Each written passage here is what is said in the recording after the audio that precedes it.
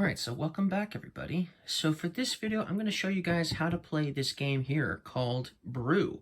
It's one of Pandasaurus's games as well.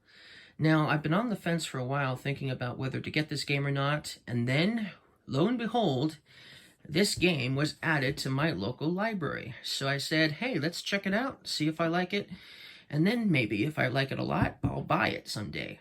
So, I've already played it, and I've enjoyed it quite a bit, so I'm going to show you guys how to play this game, Brew. So let's get started.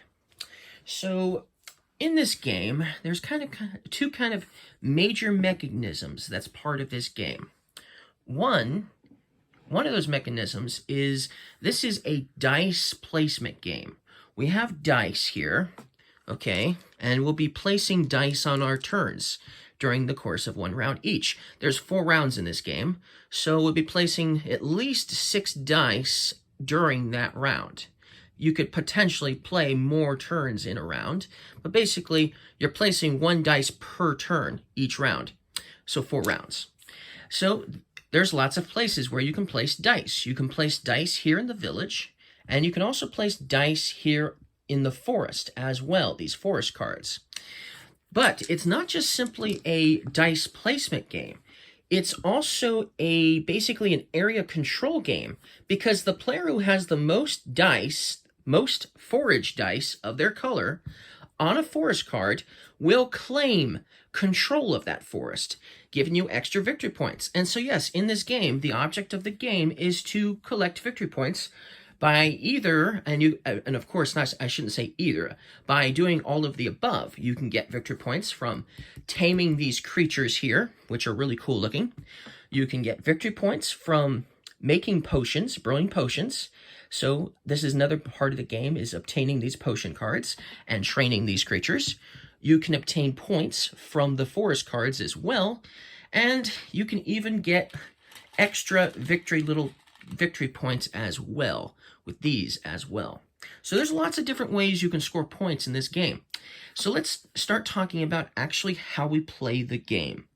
So first things first, on your turn you can do one of 3 things, and it can be in any particular order of the 3. One of the things you can do is obviously place your dice, and basically that's what you're going to have to do each turn. You will have to place a dice, okay? A second thing you can do is, if you have the ingredients to make a potion, to brew it, then you can obtain a potion, one potion per turn you can obtain if you have said ingredients to basically brew the potion, okay?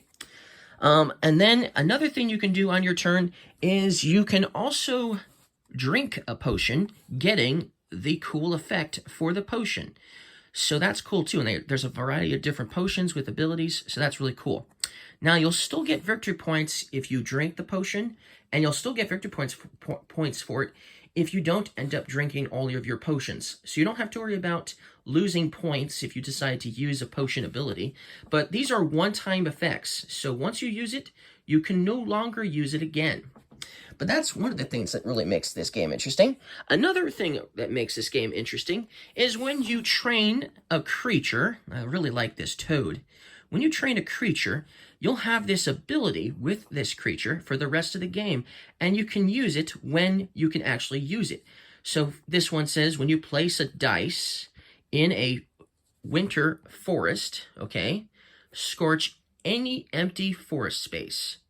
We'll talk about scorching later, but it'll help you control a forest, possibly. That's basically what that means. It's going to help you possibly control a forest, make it easier to control, to prevent your opponents from obviously controlling the forest. So that's an ability that you have as long as you meet said requirements.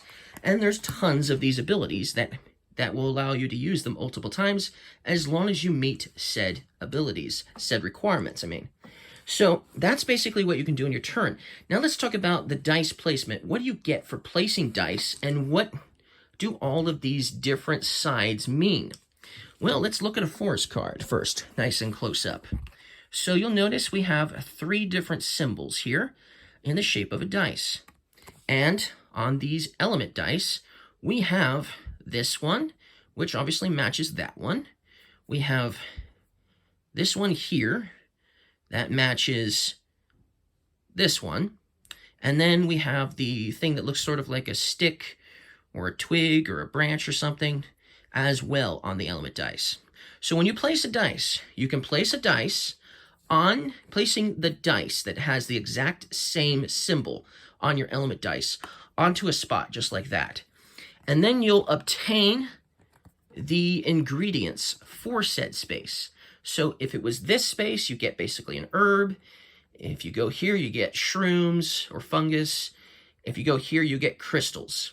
And then if you go to here, where you see what looks like a fang or a tooth, you automatically get to train a creature of your choice. There are 4 creatures face up at all times, and there's multiple creatures for each of these different colors. But these colors indicate seasons, and some of their abilities will obviously also be dependent on certain seasons as well.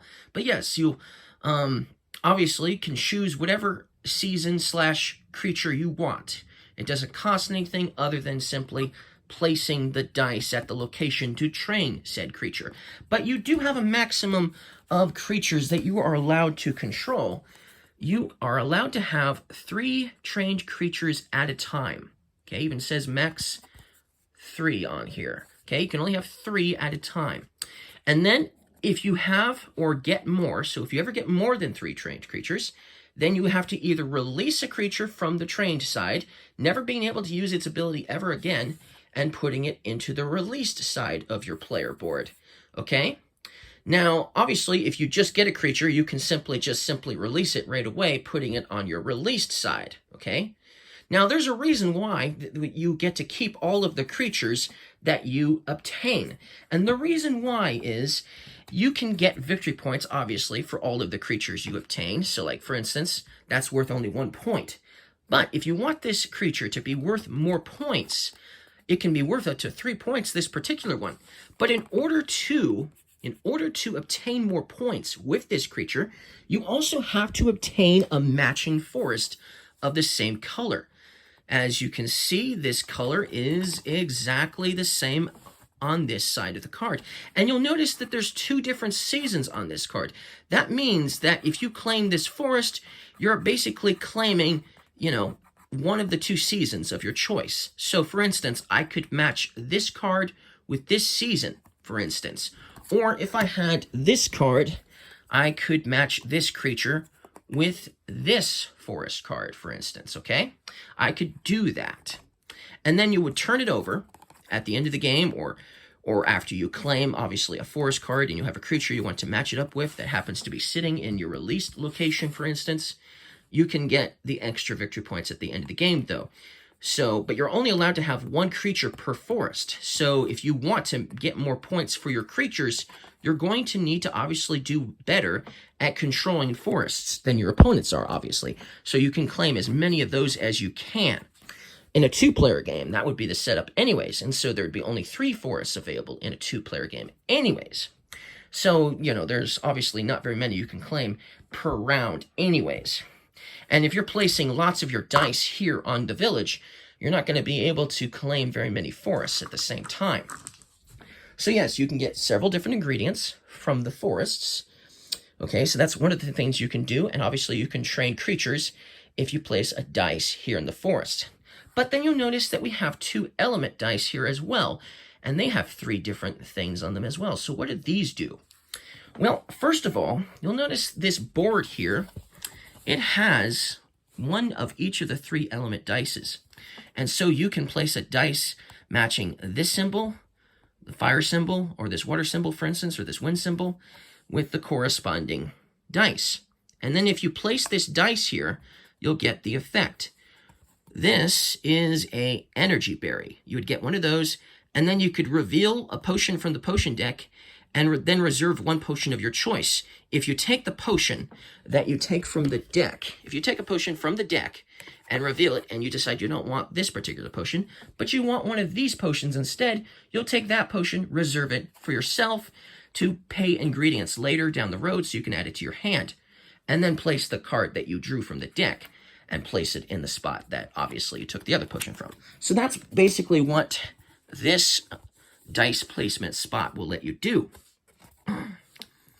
This one over here, if you place the water symbol on this dice, you'll obviously gather one of each of the 3 ingredients.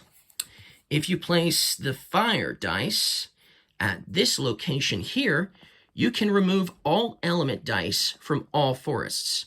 Wow, we'll talk about that in a moment.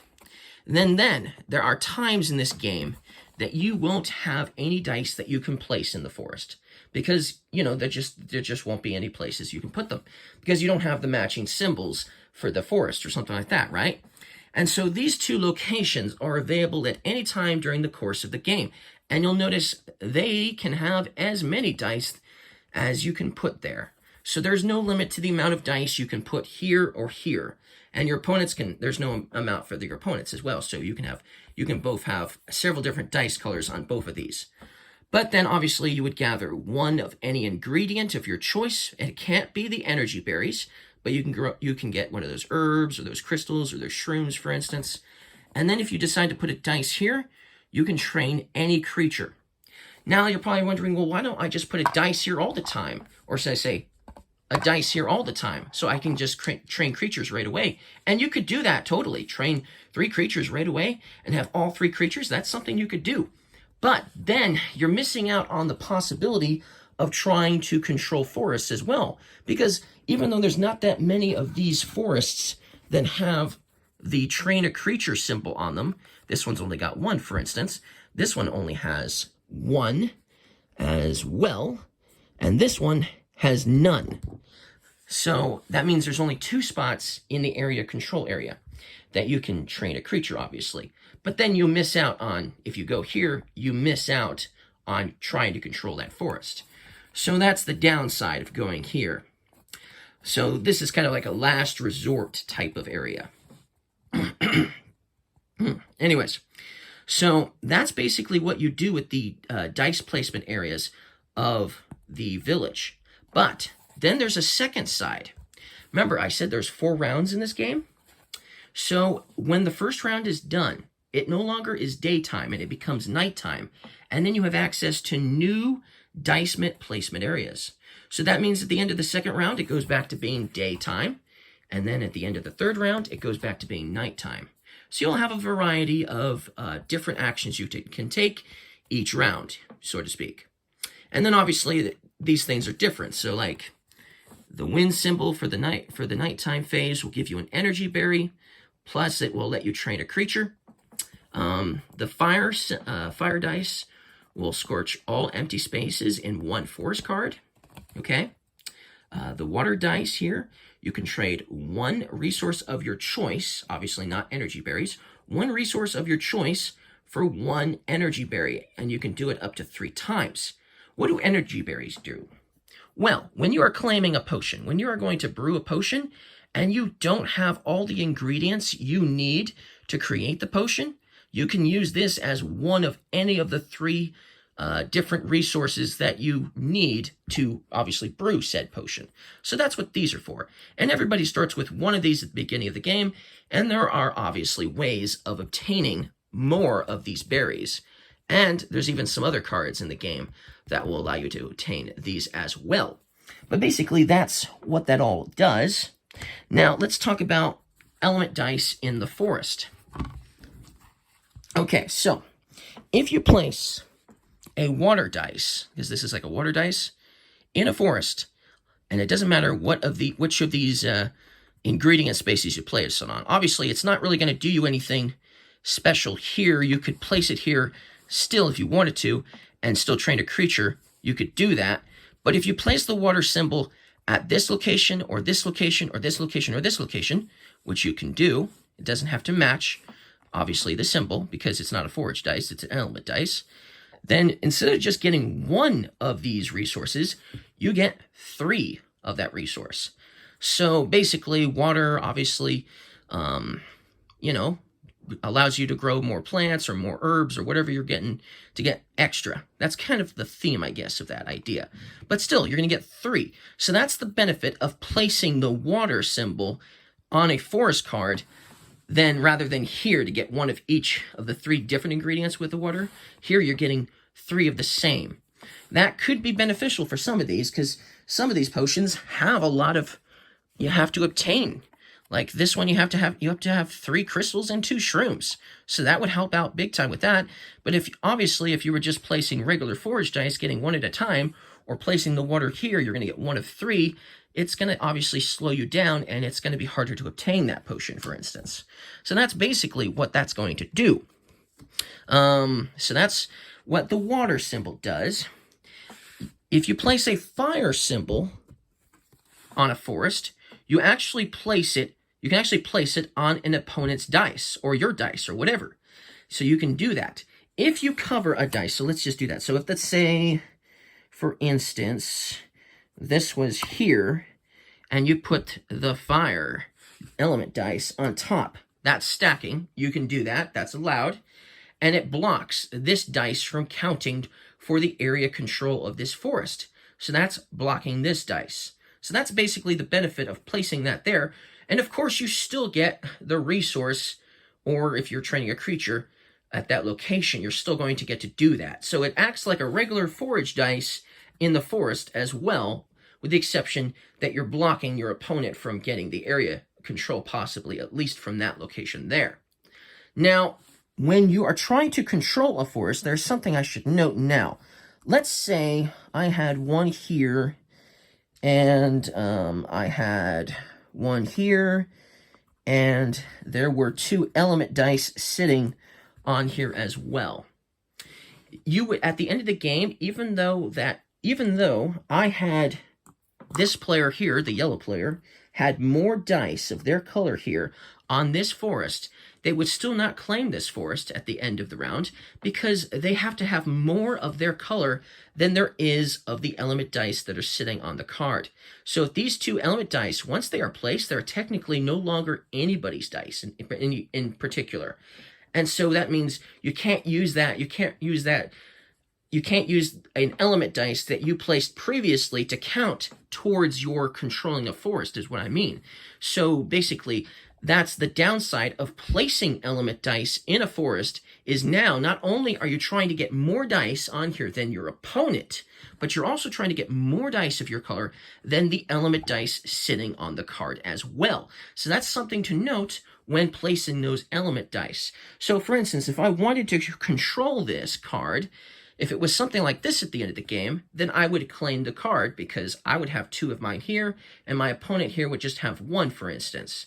And then I would claim this forest card at the end of the round, because I had 2 here, for instance. And obviously, if I was tying with my opponent, no one would claim the card either. Okay, so at the end of the round, if no one claims a forest card, then it just simply gets discarded. It does not go back into the deck of forest cards, ever. So that's something to note. So it's either going to be controlled by a player at the end of a round, or it's just going to get discarded. And then at the end of the round, not only do you flip the side of the board over to the other side, you will replenish all of the forest cards that are out as well. So that's what you're going to do at the end of a round, too. So that's something to note. Now, what does a wind space do? Well, a wind element dice, it actually allows you to place this on top of one of your forage dice. So if I placed this wind dice on top of this forage dice, I would get to put that forage dice back into my dice pool, meaning that now I can use it again, obviously, for more dice placement, for more turns, for another turn. So it is possible for someone to have more than 6 turns in a round, because they could potentially be getting some of their dice back during their game. There are abilities in this game that basically do the same thing that this wind dice just did.